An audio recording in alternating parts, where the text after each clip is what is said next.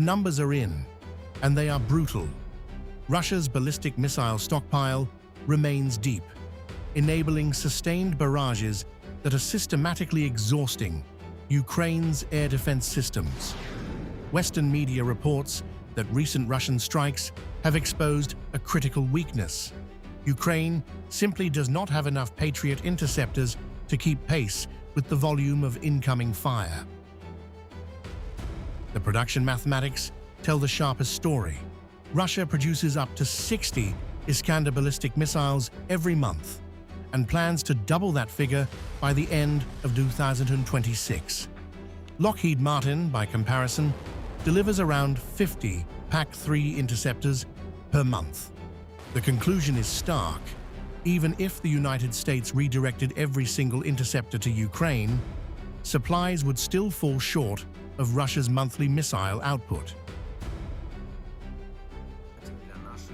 We prove that Ukrainian long-range has a decisive role now in the middle strikes, in the entire depth of the temporarily occupied territory, and in the deep strikes against Russian oil facilities and military enterprises. There were good investments in the security service of Ukraine, in the temporarily occupied Crimea, and in our army on the territory of Russia itself, in the Volgograd and Krasnodar regions, precisely against oil facilities. The Iran conflict is compounding the crisis.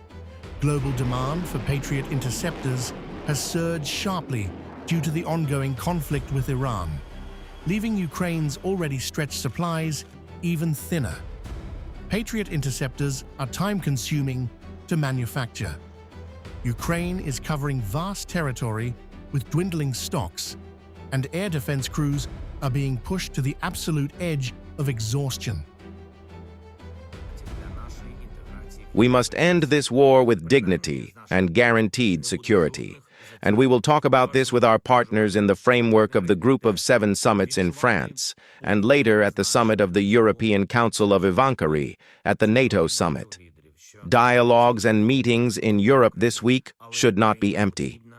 We fill them with the city. We expect the city from our partners. Political progress in our cooperation, in particular in the format of drone deals, new sanctions against Russia, new support for Ukraine, and above all, support for the PGO and our long range. The result, as Western media reports, is impossible choices. Which targets to engage, which cities to protect, which strikes to absorb.